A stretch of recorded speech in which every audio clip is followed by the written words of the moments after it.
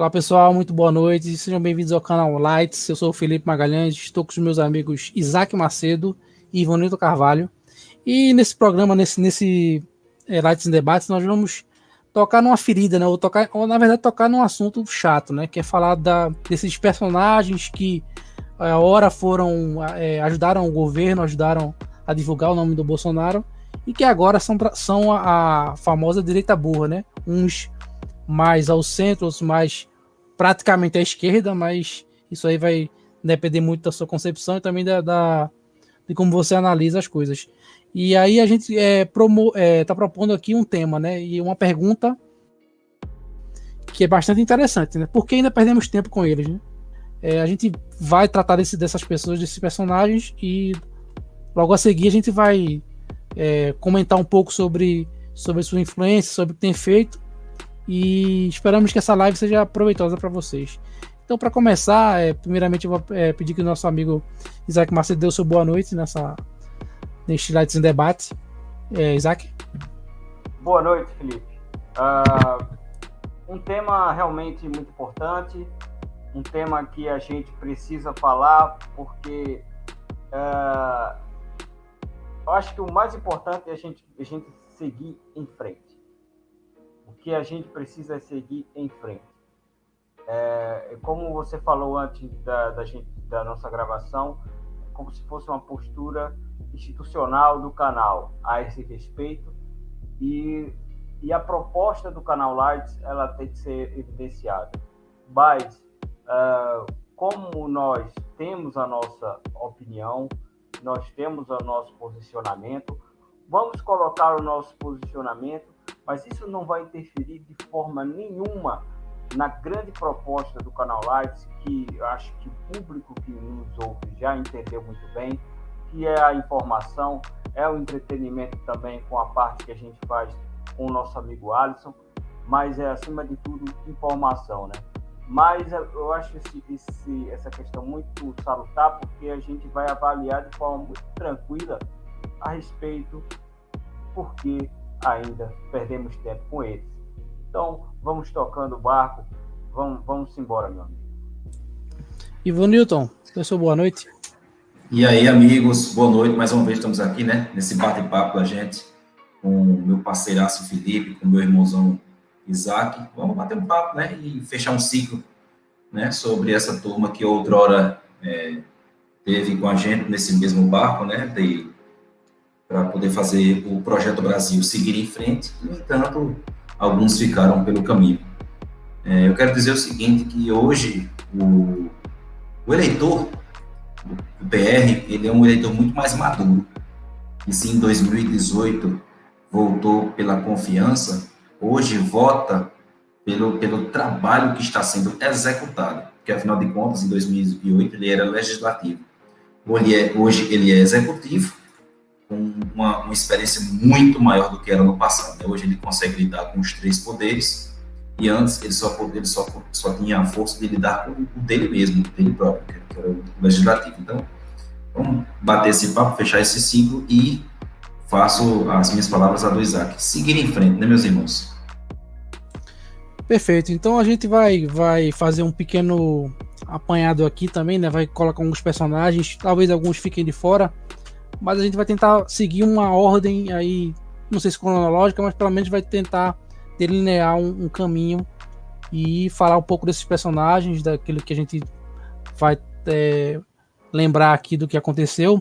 A exemplo das lives, né, dos programas sobre o governo federal, né, dos personagens que caíram, né, que na verdade iam fazer o governo cair, e a gente sabe que não caiu, né, segundo a imprensa, segundo até torcedores, né, que não são jornalistas.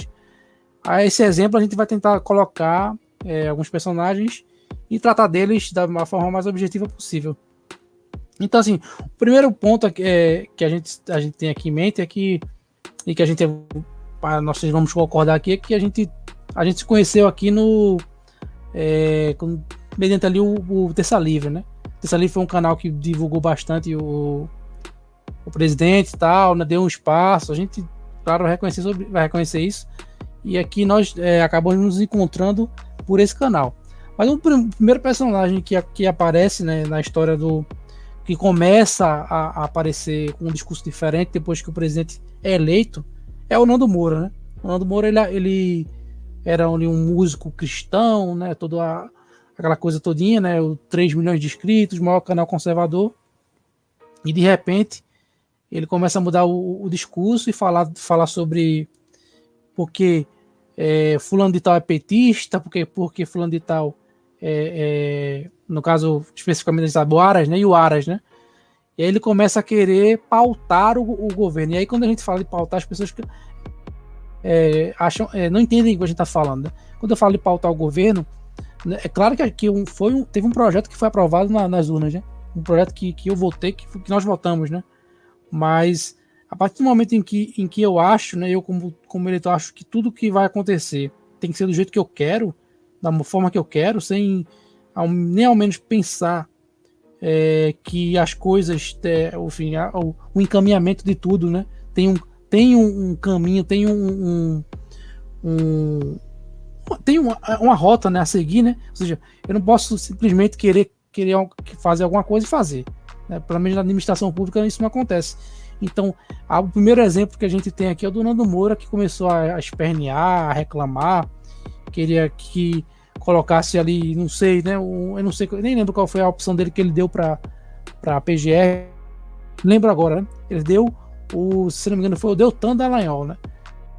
Então ele foi o primeiro personagem aí a começar, que também bebeu da água, né, do Bolsonaro, divulgou ele, mas também se aproveitou da popularidade dele também, em que foi um dos primeiros personagens a começar a pular do barco, né, como alguns falam hoje em dia, né, com aqueles que deixaram de apoiar, né?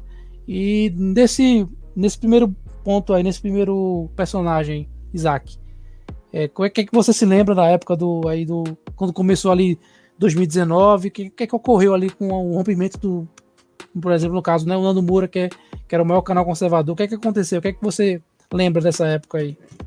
Que a gente pode trazer para os nossos amigos? Pois bem, antes de eu falar do Nando Moura de 2019, a gente tem que lembrar do Nando Moura antes. O Nando Moura começou a fazer sucesso no YouTube com resenhas de música, né? Ele é guitarrista e ele fazia resenha de música, fez muito sucesso assim para o grande público. Isso foi uma coisa que ele foi entrando e nisso ele foi encaixando a questão da política, tal, do apoio ao Bolsonaro. Mas assim, o Nando Moura, ele é um cara do rock, né? E ele sempre colocou esse personagem que, embora ele tinha com até alguma competência, com bons méritos, acoplava alguns dos valores cristãos dentro dos seus vídeos. Ele tinha essa coisa vamos dizer assim, da rebeldia do rock, né? Que isso daí, eu que sou do rock, eu sei bem. Mas, assim, essa coisa da rebeldia. Então, assim, o cara que é contra o sistema, né? Contra, vamos dizer assim, o nome, né? O establishment, isso é muito confortável para alguém como o Nando Moura. E o Bolsonaro era o antissistema, vamos dizer assim, né? Continua sendo, né? Se a gente vê numa questão mais ampla. Mas, assim, quando você vê que ele passa a ser a situação, o personagem do Nando Moura, ele acaba perdendo o sentido. Porque o cara do rock é igual ao João Gordo. Você se lembra do João Gordo, né? Aquele personagem. Ou seja, ele é um cara que fala totalmente coisa de comunista hoje em dia. Mas, assim, ele é um cara que já meteu pau no PT, no Collor, no FHC. Ele meteu pau em todo mundo, porque é assim mesmo. Essas pessoas são assim mesmo. Mas, assim, é um personagem. Para mim, sempre foi um personagem. Tá? Então, eu estou dizendo, não é que ele é assim. O personagem, ele se encaixa dessa maneira. Então, assim, o Nando Moura, no final das contas, ele acaba, como o personagem dele, ele acaba sendo coerente com o personagem dele, mas incoerente com o que o Brasil precisa, com o Projeto Brasil, que o Iponilton falou muito bem. Então, assim, que eu lembro do Nando Moura, quando ele começou a pegar no pé do Aras e tudo mais, e aí ele foi começando a dizer, lembra que ele deu aquela parada e depois fez aquele vídeo da Amazônia, que foi muito bem feito e tal. E ele foi meio que começando a modelar o personagem dele, porque, se vocês não se lembram, quando o Bolsonaro, no caso, vira a situação, né? Que vira a situação não é o sistema, né? Como o Nando Moura ele quer colocar que é o sistema, mas ele vira a situação. O Nando Moura ele mudou aquela postura e ele não era. Então, assim, para o personagem do Nando Moura, ele precisa ser o antissistema, entre aspas, que vocês estão querendo dizer. Assim, ele precisa ser contra quem está no poder. Então, assim, eu acho que o que ele fez foi voltar às raízes dele, de que ele sempre foi. Agora, o ruim é o seguinte, é porque muita gente acabou depositando nele e não estou dizendo que seja absurdo isso, tal, porque realmente ele teve uma importância, e eu estou colocando aqui que ele teve sim uma importância dentro dessa da propaganda, vamos dizer assim, positiva dos feitos do Bolsonaro, da direita, que ele era, mas assim, ficou um pouco órfão, porque ele fez aquela propaganda e de repente ele começou a tomar essa postura, mas é isso, ele não consegue ser outra coisa. Aí vamos supor, o Nando Moura ele vai começar a ser vamos supor que numa dessa loucura, aí ele apoia o Amoedo vira o presidente. Daqui a 2 meses ele vai ser contra o Amoedo. Porque, se você for perceber, essas pessoas, esses personagens que se criam são assim. Mas, é o que eu digo, independente do personagem, isso não é bom para o Projeto Brasil. Por isso que ele que fique do lado dele, agradeço pelo que ele fez, mas é melhor que ele nem passe mais, porque me parece que ele ficou muito preso ao personagem dele e pouco, parece não, tenho certeza, que ele ficou muito preso ao personagem e pouco preso à coerência, realmente a busca do bem comum, porque se ele fosse realmente um cristão, como ele diz, né, nos maiores estudos do cristianismo, dos grandes pensadores cristãos, sempre tem essa coisa, né, da busca do bem comum, né, bem comum ordeiramente, segundo os preceitos cristãos, mas ele não buscou o bem comum, né, ele buscou o personagem dele acima de tudo. O dinheiro vai continuar caindo, porque tem muita gente que acompanha o trabalho dele, mas de fato que esse é o personagem, né? Então, vamos tocando aí. Vonilton, e aí, que você lembra dessa fase, desse primeiro bastião aí, entre aspas, bastião, né? Que caiu dentro do conservadorismo, né? Que foi o Nando Moura. Então, amigos, o Isaac foi perfeito aí na análise dele. Perfeito. Tudo começa com um cara roqueiro, né? Que fazendo vídeos ali, aí ele começa... Aí eu não sei se ele já conhecia o Olavo, então ele começa a falar dos livros de Olavo, abre uma livraria, né? E ele entra para esse universo do conservadorismo, né?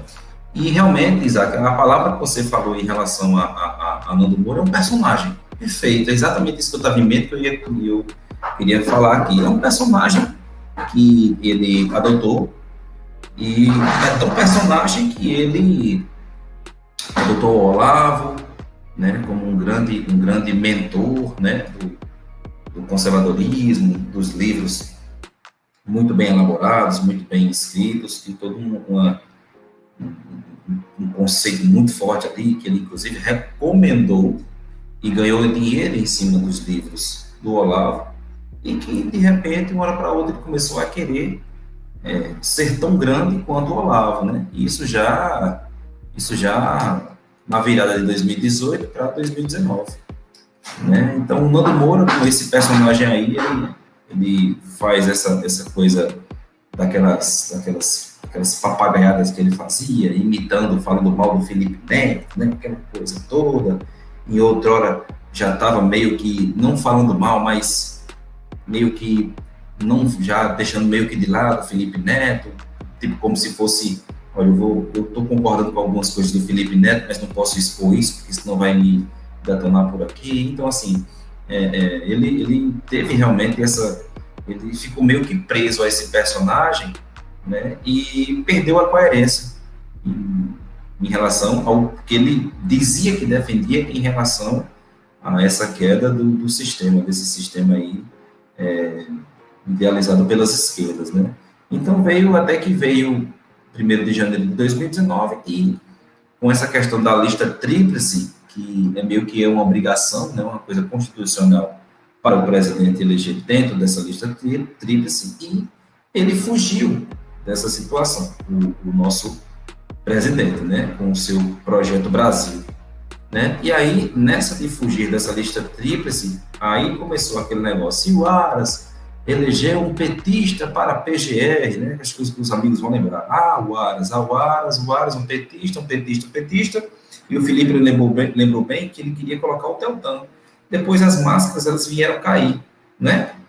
As máscaras dessa turma aí, que a gente não sei se chama de esquerdista, ou de progressista, ou de centro, ou new left, ou os fabianos, ou sociais-democratas, então, várias nomenclaturas que a gente pode colocar aqui que poderiam até se encaixar bem nessas situações aí. E diante disso, o Nando Moura, com seu personagem já bastante abastecido de grana, né, porque pegou todo mundo aí já de calça curta, com até aquele curso lá que ele dava lá, que até havia algumas pessoas, inclusive, reclamando. Mestre do capitalismo, né? Perfeitamente, filho. Mestre do capitalismo, e ele é a masterclass, né? E aí ele fez esse curso, as pessoas aderiram, compraram, teve pessoas que reclamaram, mas enfim, aí ele, para manter o seu personagem de maneira ativa, porque é como se ele dissesse assim, olha, o meu personagem, ele não permite que você, independente de quem esteja no poder, você apoie. Por quê? Porque é um personagem que precisa ter essa coisa histriônica, né, do falar desse povo, falar desse, falar daquele, para que você se torne o verdadeiro isentão, né? Eu sou uma pessoa isenta, nem sou esse, nem sou aquele, bato nesse, bato naquele, porque eu sou uma pessoa independente, aqui não tem dinheiro de estatal, não sei o quê, mas a gente percebe que tem alguma coisa ali que tocou no ego do cara. Aí ele faz todo um negócio de cortar cabelo e fica careca, e pega cabelo e vende pra lá. Você vê que tem toda uma jogada de marketing. O cara tem uns assessores. Você tá pensando que aquele cara ali é sozinho e simplesmente, não, ali é um ator, né?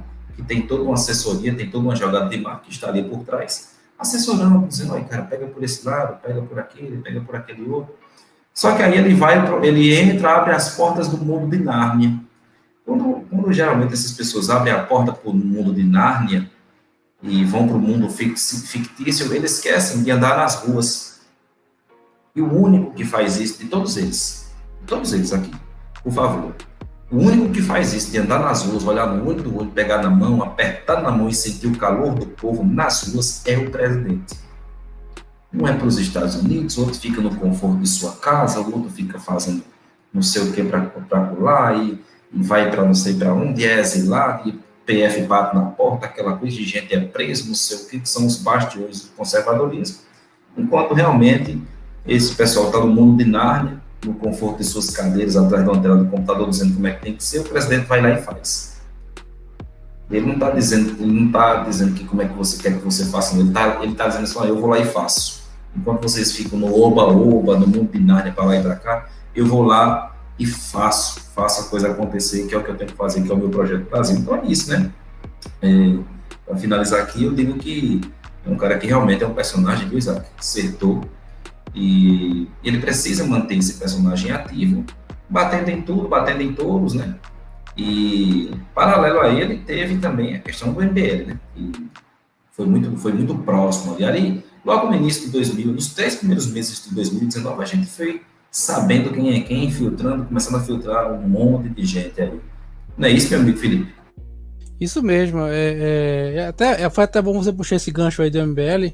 A gente vai falar um pouco sobre o MBL também. Falando, só para fechar essa questão do Nando Moura, né? E a gente percebe que quando o Nando Moura ele cresceu, né? Na época ali antes do presidente ser eleito, apoiou o presidente, depois começou a querer, né? Se colocar como um crítico, como acho que é o Paulo Figueiredo que fala, né? A sinalizar a virtude, né? Ou seja, ele é um virtuoso e o presidente não tá sendo fiel com as respostas, com as promessas, perdão, né? Que ele tinha feito, né? Aí você vê que o que aconteceu, né? Muitos do que circundavam ali né? Orbitavam o Nando Moura, começaram, e aí, né? Quem que vai apoiar o presidente é o Nando Moura, né? Aí você viu, tem o DJ lá, o Zap Zap, né? O Diego Rox, teve um lutador lá também. André Guedes. Sim, né? Pra mim, um dos caras que ele tem. A gente tem que reconhecer. Marcelo Brigadeiro. Isso, Marcelo Brigadeiro, que vão ser menções honrosas que a gente vai fazer, não vai discorrer sobre esses caras, porque eram caras que só circundavam, né? Orbitavam, na verdade, o Nando Moura, mas que, no fim das contas, na hora de escolher, né? Sair do muro, né, e se posicionar, ficaram até o fim com o Nando Moura. Hoje em dia nem sei como é que estão. Tanto caíram na irrelevância. Só para poder colocar, como se o Nando Moura ele fosse um anarquista, sabe? Ele quer tudo, ele tem que ser contra tudo. E o Brigadeiro, eu já conheço o Brigadeiro porque eu assisto MMA há muito tempo, conheci o Brigadeiro muito antes dele ir para o ativismo político, e ele era um cara sempre dessa pegada, um pouco anarquista também. Então eles se deram muito bem. Pode continuar, amigo. E teve muito desses personagens. Teve um advogado também, né, que acho que é Fábio Rap, não sei qual é o nome dele. Eu vou colocar aí esses personagens para vocês verem aí, quem lembrar, né, porque assim, são tão importantes que se tornaram irrelevantes, né. E aí, você vê todas essas pessoas que circundavam e que dependiam também, pelo jeito do Nando Moura, e se posicionavam. Hoje em dia são críticos do governo, né.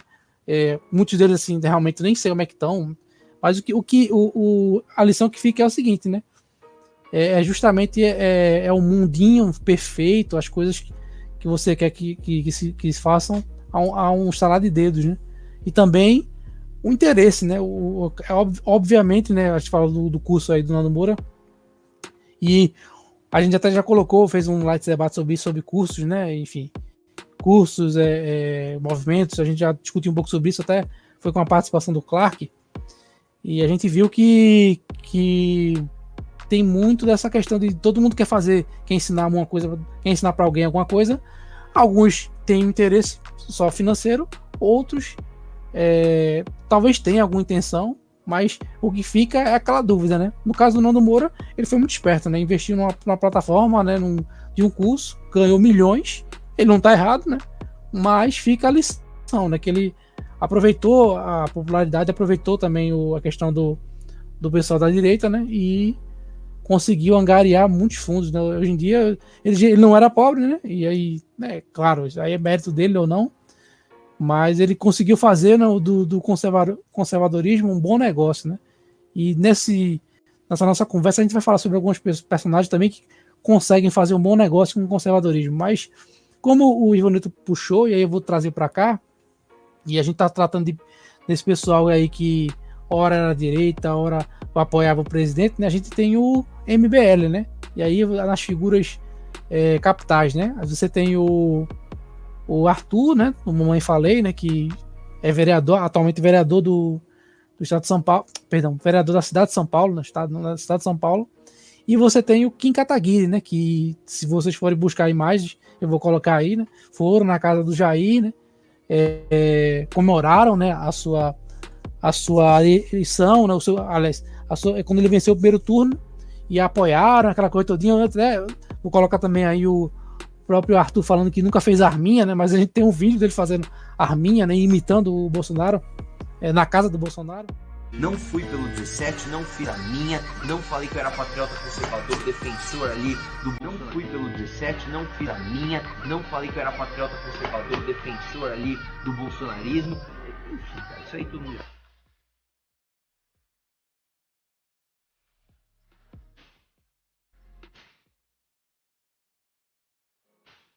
Não, petista! Não tem a menor chance. Um vídeo meu fazendo isso. Eu abro mão do meu mandato e fecho. Eu abro mão do meu mandato e fecho. Então, o MBL se mostrou, na verdade, um PSDB Kids, né? Para quem não parou para observar, os caras praticamente são PSDB Kids, né? Uma coisa soft ali. Não são de direita, com certeza. De esquerda, talvez não, mas tem umas características bem estranhas, né? Inclusive, aqui é uma menção honrosa ao Carlos Afonso, né? Que é o guru do MBL, né? Que foi um grande contribuidor, né? Contribuiu bastante com a CPMI, né? Da fake news, né? CPMI do meme, e que por acaso foi preso, né? É uma pessoa de grande valor, né? E dentro dessa minha explanação sobre o MBL, o que é que vocês acharam aí? Primeiro o Isaac, né? O que é que você achou aí do MBL ter mudado completamente de lado em relação ao presidente? Será que foi por interesse, Isaac? Olha, o MBL, ele é um movimento que tudo que a gente fala, a gente tem que ser muito sincero, né? Aqui. A gente não pode negar que ajudaram, né, naquela época da questão do impeachment da Dilma, e a gente não pode negar isso de forma nenhuma. Agora, o que sempre me pareceu era que o MBL, ele tinha um projeto bem definido com início, meio e fim. Não é uma coisa, por exemplo, a gente vai pegar aqui o exemplo do canal Lights. A gente aqui apoia o presidente, mas a gente apoia o presidente e acabou. Então, assim, o nosso fim, qual é o nosso fim? É sempre trazer informação e tal, mas a gente sempre vai ter essa pegada, né? De informação com apoio, pronto, acabou. No MBL era diferente. Eles tinham uma trajetória política muito bem delineada desde muito antes, que era, sim, com uma ajuda e aí eu faço uma suposição, uma análise, isso aqui não é uma certeza, mas eu acredito muito nisso, como o Felipe falou, que é o PSDB Kids, né? É o pessoal que, vamos supor, uma linha mais light do PSDB. Porque, assim, se você for pegar, por exemplo, na questão do Fernando Henrique Cardoso, por exemplo, se você for bater um papo com o Fernando Henrique Cardoso sobre economia, é bem capaz de você tirar coisas muito interessantes, tá? Então, sai algumas coisas legais. Mas aí, quando você vai para outros campos, aí é que o problema surge. Sendo que o seguinte, hoje, para a questão liberal, hoje em dia, pega meio mal você ter políticas de esquerda muito latentes, como o Fernando Henrique tinha. Embora ele sempre colocou nessa questão da economia, que tinha lá suas virtudes, mas também seus erros, mas tinha suas virtudes, mas quando ia para outros campos, ficava numa questão meio ruim, né? Uma questão meio complicada, porque naquela época do Fernando Henrique tinha a questão que era o movimento Terceira Via, né? Que era junto com Bill Clinton, com outros, com o Tony Blair, com outros players daquela época, que eles queriam fazer... eles diziam que nós queremos pegar os valores da esquerda dos anos 50 com o novo liberalismo dos anos 80. E aí eles queriam juntar e fazer essa terceira via. Mas como hoje a terceira via, entre aspas, né, vamos dizer assim, que a gente sabe que não é, mas esse nomezinho, essa nomenclatura, você não pode colocar princípios de esquerda, mas você vai ter princípios sim revolucionários, né, que seria a destruição de tudo que está por vir, de dizer que nada que está construído está certo. E no caminho está o Bolsonaro, que o Bolsonaro foi a grande pedra no sapato do MBL, não foi nem o PT, porque o PT conseguiram detonar muito bem o PT. Se não tivesse o Bolsonaro, o MBL certamente teria papel de destaque e quem sabe, sim, daqui a uns 20 anos, por que não emplacar uma presidência da República? Sendo que com a vinda do Bolsonaro, esses objetivos ou caíram por terra ou ficaram muito complicados. Então, essa questão da revolta com o governo e tudo mais, isso nada mais é que foi uma quebra fulcral dos planos do MBL para alcançar a presidência da República. Como disse, o projeto do MBL tinha início, meio e fim muito delineado. E houve uma pedra no caminho, e que não foi o PT, foi o presidente Bolsonaro. É isso aí, pessoal. E aí, Ivanilton? O MBL, né? É um grupo de... Tem um livro deles, eu vou colocar aí o livro que eles falam, né? Um grupo de desajustados que derrubou uma presidente, né? E aí, o que você acha desse... Que apoiou, né, o Bolsonaro no segundo turno como se fosse a melhor pessoa do mundo, né? E depois, hoje em dia tá até xingando, querendo que processe, né? O Kim Kataguiri, por exemplo, né? O que você acha aí do MBL, né?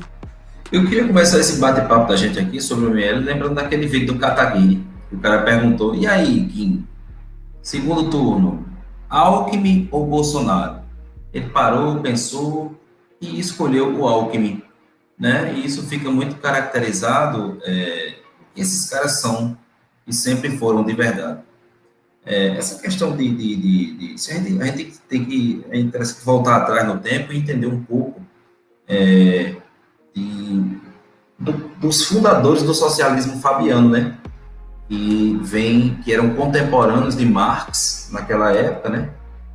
E que o socialismo fabiano veio até antes da própria Revolução Russa, né?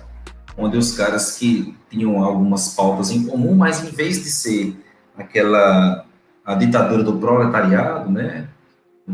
Uma revolta da classe trabalhadora, que em tese na Revolução Russa de trabalhador só tinha uns 4, o resto era advogado, era gente que tinha um certo poder aquisitivo e assassinaram a família Romanov, né? Se você pegar aí um pouco a base bem alicerçada, né, do socialismo fabiano, né, e entender um pouco, aí você percebe que o quê? Que os caras são o quê?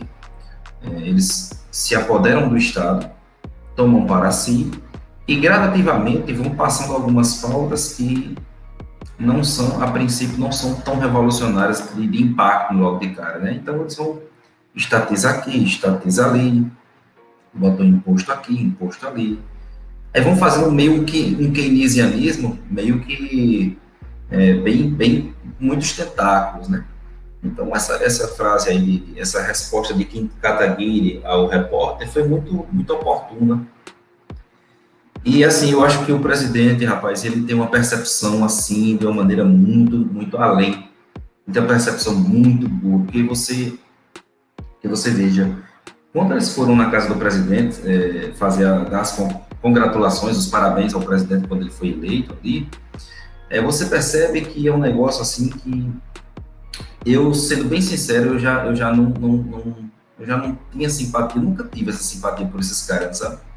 Sempre escutei um pouco do Arthur chegando nas esquerdas ali, em rua e com câmera, e ele sempre perguntava, e aí, o que é que fazendo as perguntas meio que capciosas, e você, obviamente, além dos caras não ter um pingo de discernimento do que é certo e do que é errado, você faz algumas perguntas que ele já vinha preparado, um roteiro já todo preparado, umas perguntas bem de cunho econômico difíceis de ser respondidas, porque você precisa de um certo tempo para dar uma estudada, para dar uma analisada, e entender como é que estava sendo essa situação. Então, assim, você percebe que... E aí depois os caras... quando o presidente entra, né, toda aquela palhaçada, aquele oba-oba que ficou no início, começou a cair na medida em que o presidente ele entende também que não tem como bater de teste, porque com os três poderes, né, tudo se iniciou lá na Revolução Francesa, com a queda da monarquia e com o aparato religioso via Igreja Católica, você descentralizou o poder do monarca, né? Então, a partir dali surgiu o legislativo, o executivo e o judiciário, no qual você tem que, para que os três poderes eles sejam de maneira harmoniosa, eles têm que um precisa do outro no sentido de aprovar isso, aprovar aquilo. E foi nessa situação em que a gente, inclusive até o ex-presidente do Uruguai escreveu um livro chamado A Ovelha Negra no Poder, no qual ele dizia que Lula confessou a ele que disse, olha, não tem condições de governar o Brasil se não tiver algum tipo de compra do legislativo para poder você passar pautas que são de cunho do governo que está na situação, né? E aí ele foi quando começou a questão do mensalão, né? Primeiro era estatal para lá, estatal para cá, te dou isso, te dou aquilo, Correios. Depois, quando não tinha mais o que fazer, rapaz, então foi o seguinte, não vamos ter condições mais de estar trocando estatal, vamos dar dinheiro. E aí batizou-se o mensalão logo no primeiro mandato de Lula. Foi assim que ele conseguiu comprar apoio, né? Era uma troca-troca, não sei se vocês se lembram, um troca-troca. Hoje o cara era do MDB, daqui a pouco o cara estava no DEM, daqui a pouco o cara estava no PSL, daqui a pouco, menino, era um troca-troca, uma confusão danada, e aí estourou o mensalão. Com essa situação, eu apresentei isso, só para pegar o gancho aqui, por quê? Porque o presidente precisou entender como funciona o executivo. Ele não tem experiência de como é um chefe do executivo e entender o que é que um presidente, um chefe do executivo pode ou não fazer para que ele, logo a primeira coisa que ele sempre se preocupou, logo de cara, é não fazer nenhum tipo de bobagem que lhe dê subterfúgios para o impeachment. Ele aprendeu a lição ali, ó, ele teve essa sacada no sentido de aprender a lição quando Dilma deu as famosas pedaladas, né? Que aí você quebra a questão do orçamento e dá chances para que o impeachment possa acontecer. Veja bem, o MBL ele fez parte dessa situação, mas os caras não são heróis de nada, não. Os caras foram um grupo de amigos, como nós três aqui podemos fazer, juntar mais outros dois colegas aqui e vamos lá para fazer pressão, aquela coisa toda, mas a briga foi interna entre Eduardo Cunha, porque eu lembro que ele não queria passar as pautas do impeachment, ele não queria passar, mas até uma hora que o PT deu uma espetada nele, ele disse, opa, se eu cair, cai todo mundo comigo. Não sei se vocês lembram disso aqui. Se eu cair, cai todo mundo comigo. Foi mais ou menos assim, obviamente não são essas palavras, mas ele sempre segurou o impeachment. Ele segurou, se não me engano, umas 2 ou 3 vezes. E o pessoal na pressão. Tinha a bancada do agro, a bancada evangélica, aquela coisa fazendo pressão, porque aí juntou tantos outros fatores também, o cansaço do PT, já um governo todo destruído economicamente falando, desemprego, o povo estava na rua já em 2013, 2014, o povo veio para a rua fazer toda aquela pressão, né? Aí surgiu vários movimentos antipetistas, conservadores, liberais, que todo mundo se juntou nessa pauta aí Olavo de Carvalho surgiu também, o próprio também. E aí, quando o cara chega no executivo, de uma vez por todas, o que é que acontece? Ele entende quais são as estratégias que ele pode fazer com o legislativo para que as suas pautas possam passar, mas de uma maneira totalmente diferente. E eu digo a você, concordo em gênero, número e grau com o Bolsonaro, na medida em que ele faça isso de maneira totalmente legal. Qual o problema?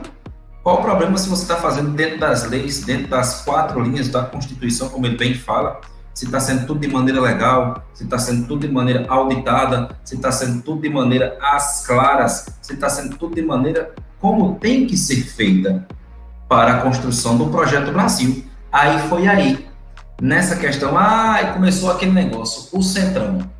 Se vendeu para o Centrão, se vendeu para o Centrão, se vendeu para o Centrão, quando a gente percebe que não é nada disso, é o contrário. É o pessoal de centro, seja de centro, ou seja de esquerda, seja o que for, né, que tem maioria nas cadeiras para poder trazer as pautas, aí é onde foi o nosso erro como eleitor. Por quê? Porque também nós somos ludibriados, enganados pelas pessoas que entraram abraçadas na pauta do presidente e depois as máscaras caíram, e aí o poder do legislativo em relação a pessoas, né, a quantidade de pessoas para poder as pautas passarem, caiu. E aí ele teve que se rebolar no sentido de dizer assim, poxa, eu preciso fazer de maneira honesta, sincera, diferente do que estava sendo feito com o PT, né? Que depois estouraria a Lava Jato ali em 2014, aquela coisa de 2014. Então, foi o que aconteceu. Disse, olha, eu preciso fazer com que as pautas passem, mas eu preciso fazer isso não da maneira do mensalão, não da maneira do petrolão, mas da maneira como tem que ser feito. O que a gente precisa fazer? Pronto. Foi lá, conversou. Olha, como eu disse mais uma vez, uma coisa é o cara ter a experiência de 30 anos do legislativo.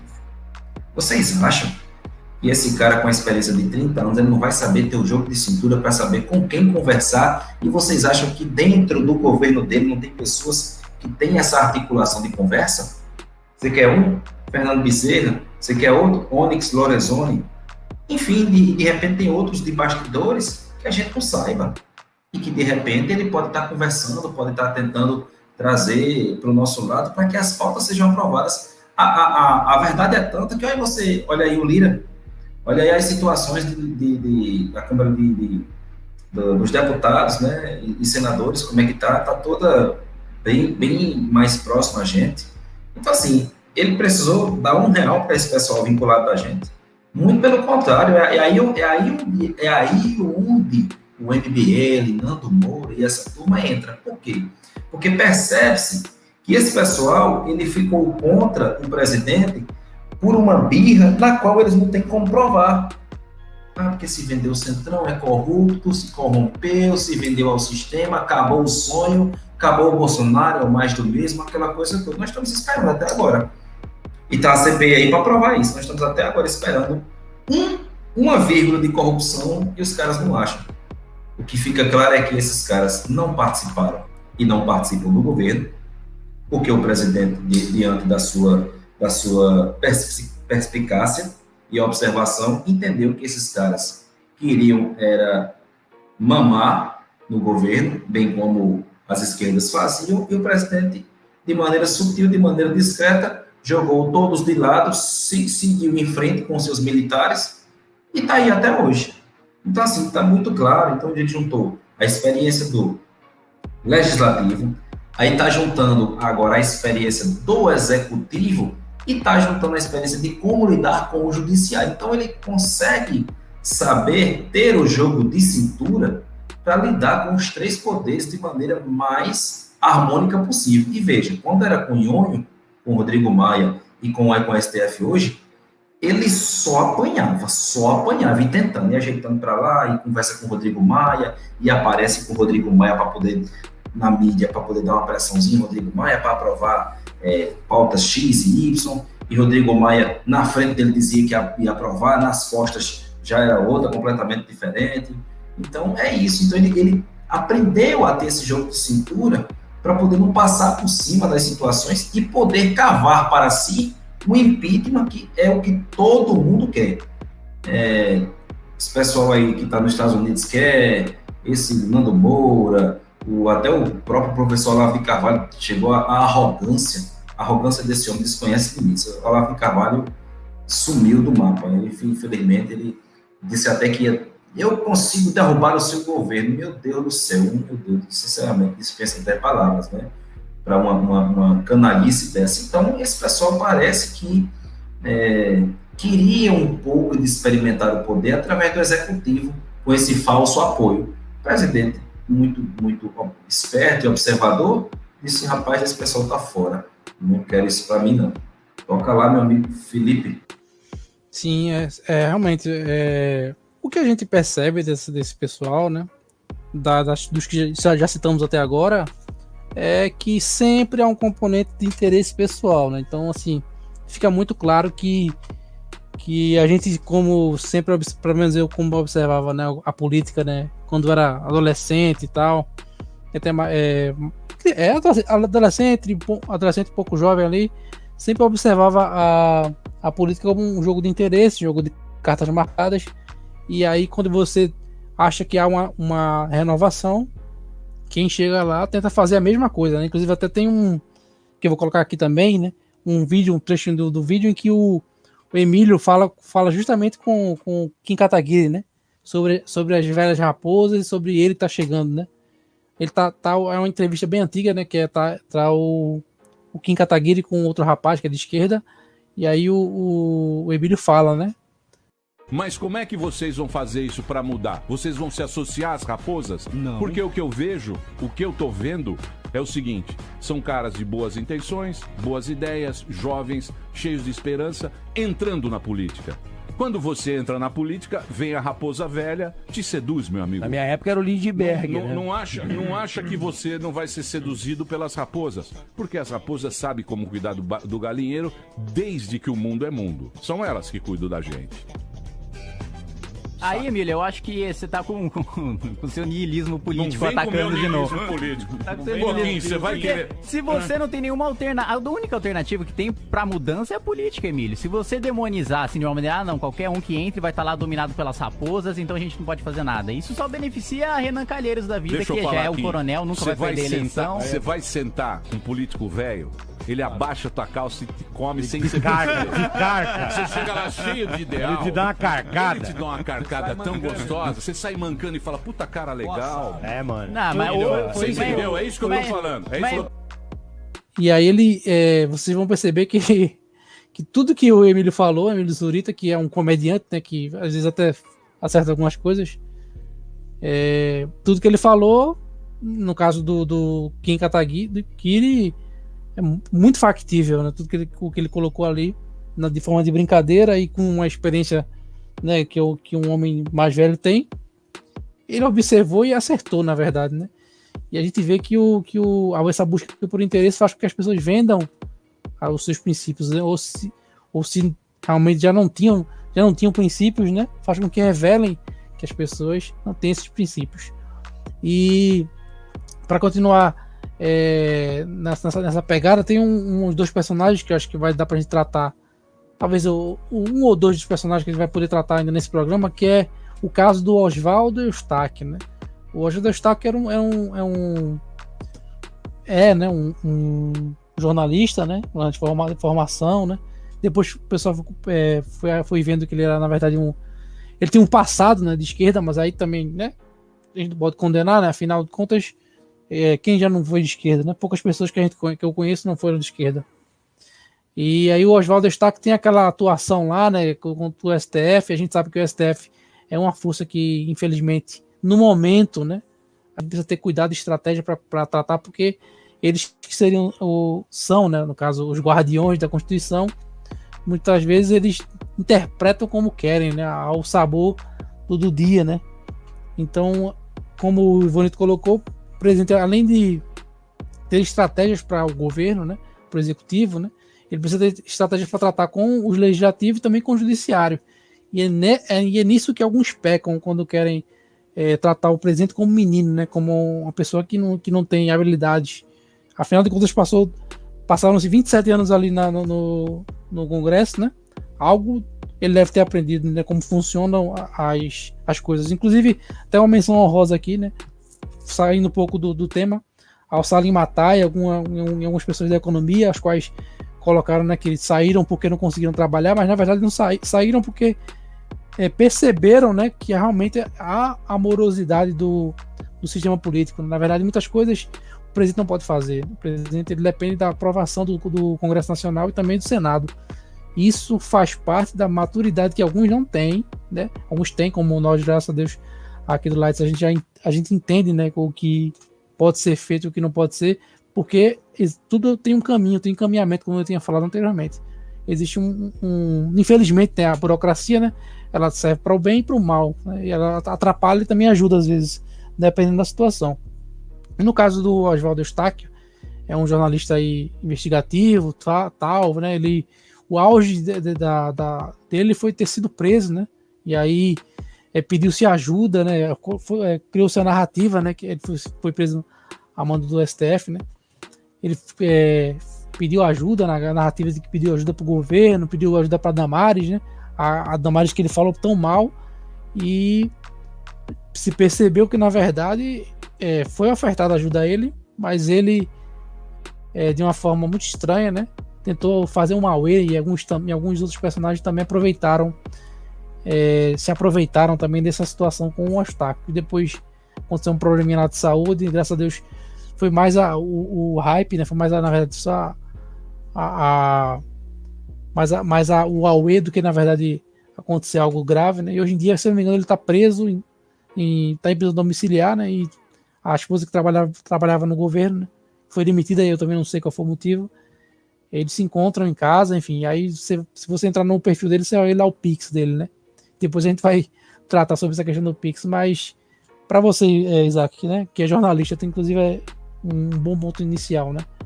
E sobre o Oswaldo Eustáquio, o que é que você observou sobre esse personagem aí que a gente perdeu muito tempo falando sobre ele, né? Que na verdade hoje em dia, quem é o Oswaldo Eustáquio, né? Você fez uma pergunta pertinente. Quem é o Oswaldo Eustáquio? Assim, todo mundo, qualquer pessoa da face da Terra, quando viu o Oswaldo Eustáquio, sabia que aquele cara era sensacionalista. Sabia. Né? Ele ganhou muita notoriedade com aquela entrevista com o Roberto Jefferson, né? Até então ele era um cara que fazia com as matérias ali, mas ficava assim, muito mais o nome dele circulando nos bastidores. Já como ativista de direita, embora você falou do passado dele, mas eu acho que isso daí também, né, a gente não pode fazer uma condenação, porque a gente sabe também que muitas pessoas às vezes pensaram de uma maneira, depois pensaram de outra. Isso aí eu não vou levar nesse ponto, mas independente de tudo, a gente sabia que ele era um cara sensacionalista. E eu digo assim, quando um cara é sensacionalista, você sabe que, no fundo, ele não está em compromisso com a notícia de fato. Ele quer colocar uma marca dele. Então, como um jornalista, eu percebi logo, esse cara, ele quer realmente colocar a marca dele acima de tudo. Então, fica muito claro que ele queria, a partir daí, mais uma vez, como estou falando, ter no caso, esse personagem, né, dele, que seria o cara defensor, né, o defensor do governo e tal, e que, na verdade, ele era defensor de interesses dele, né, como ficou comprovado, né. Sobre a questão da questão do STF, não, realmente, a minha opinião é que realmente o STF fez algo errado, né, através do ministro Alexandre de Moraes, mas é fato que ele buscou por aquilo, né? Ele quis fazer. E eu não gosto muito dessa questão desses caras assim, muito combativos, porque você vai combater de frente. Como é que você vai combater de frente uma coisa que você sabe que não vai vencer? Não estou dizendo que você não vai combater, mas se você vai fazer um combate inteligente. Né? Você vai fazer um combate inteligente, indo para um certo lugar, compondo com umas pessoas, né? Por exemplo, a gente vai ter manifestações no dia 15, um monte de gente, fora STF, fora, não estou dizendo assim, fora o ministro do STF, ninguém está falando contra a instituição do STF, pelo amor de Deus, que é mais conteúdo.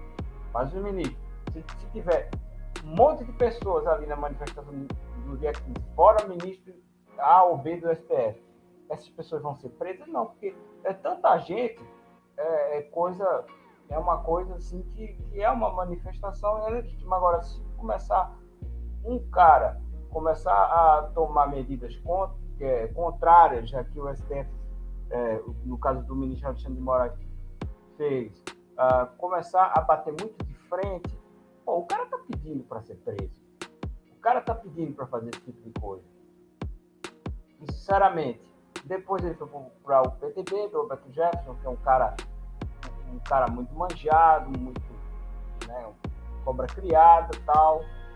Então, assim, ele tá meio calado lá, tá pedindo os pics dele, né? Porque no final, é claro, é o que eu digo, todo jornalista sensacionalista, no fundo, ele é um cara egoísta. Ele é um cara para então ele vai pedir aqueles pics ali e depois ele vai voltar. Ele está afiliado ao partido, ele vai voltar. Em 2022 ele está de volta, se candidatando por aí. Porque é isso que ele sempre quis. Né? Então, assim, é um cara, sinceramente, como jornalista, é um cara assim, que tem até uma certa competência, mas assim, até as próprias matérias que eu já vi que ele fazendo e tal, era um negócio assim muito muito enfadonho, sabe? Era um negócio assim que sinceramente aquelas narrativas assim meio forçadas, sabe? Como se fosse aqueles programas de fofoca da Rede TV. Então, assim, eu nunca gostei muito do negócio assim. Na questão da apuração, ele é realmente um cara até preocupado com isso, mas nunca gostei muito da atuação como jornalista. Ou seja, é mais um cara que está com interesses pessoais e o que ele quer é poder e dinheiro. Menos Projeto Brasil, como a gente tanto fala aí. É com você, meu irmão. E aí, Ivanilton, o que a gente pode aprender com o caso do Oswaldo Eustáquio? Um jornalista de direita que não foi defendido pelo presidente nem por Ela Maris. O Oswaldo Eustáquio, para mim, é um Zé Ninguém, né? Ele era insignificante e saiu mais insignificante ainda, né? Tudo começou com a entrevista dele bombástica, lembra? Uma entrevista bombástica, veja bem que aqui nós vamos agora entrevistar o leão conservador do PTB, não foi assim? Vixe, aí fez um alvoroço daquela entrevista, foi até um dia de domingo, um belo dia de domingo à noite, o presidente até acompanhou aquela live, aí no qual ele batizou o Covidão, né? Lembra disso? Quem lembra disso aí? Aí dali para cá, meu filho, aí ele cresceu e apareceu, minha esposa trabalhava junto com o presidente, aí você tinha também a Sara, que também fazia parte do governo. Até trabalhava com a Damares, né, a esposa dele, né? Pois é, trabalhava com a Damares. Tinha a Sara também, que eles também estavam naquele movimento que vieram para a rua, né, aquele movimento dos 300 lá e tal, aquela coisa toda, né? E aí ele começou a ter uma certa evidência depois que ele fez essa live com o Roberto Jefferson, né? E aí fez todo aquele estardalhaço, aquele sensacionalismo aí, como o Isaac falou, e o cara começou a ter uma certa evidência justamente dentro dessa direita que a gente não gosta nem de chamar de direita, sabe? Porque fica um negócio tão sem graça isso, bicho, tão redundante que é complicado. Mas, enfim, então ele entrou no cenário de evidência, né, nas redes sociais. Não foi nem porque o povão, a gente, mais uma vez eu digo, né, que quando você está no mundo de Nárnia, tudo é bonito. Mas o povão, se você perguntar assim, se você for ali na titia da Rosa, quem é o Oswaldo Eustáquio? Não sei quem é, não. Quem é o Oswaldo Eustáquio? Não sei não. Assim, ele... Ô, Ivanilton, segundo ele, né? Minha querida, eu sou um jornalista de alta performance. O Brasil me aplaude. O mundo me ouve. O mundo me ouve, Amanda. Exatamente, o mundo, mas é isso mesmo, Felipe. O mundo dele, o mundo de Nárnia, é o mundo que aplaude ele, é o mundo no qual ele mesmo criou, ele mesmo aplaude a si mesmo em frente ao espelho e acha que é o mundo que está aplaudindo. Então, esse pessoal entrou muito nesse círculo vicioso, sabe? Na qual eles falam para eles mesmos e tá tudo certo, enquanto as vozes das ruas, o povo nas ruas, não sabe nem quem é esse povo, sinceramente. E aí, é isso, né? Eu tenho um pouco para falar desse cara, porque ele é tão insignificante que não merece nem a atenção. Então, se prejudicou, foi preso, né?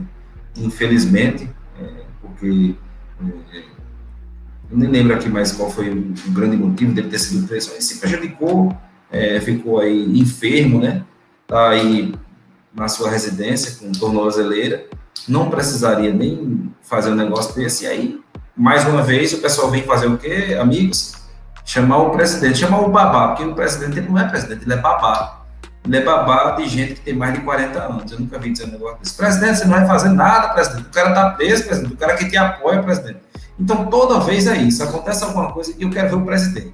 Acontece uma manifestação. E agora, presidente? Agora é com você, presidente.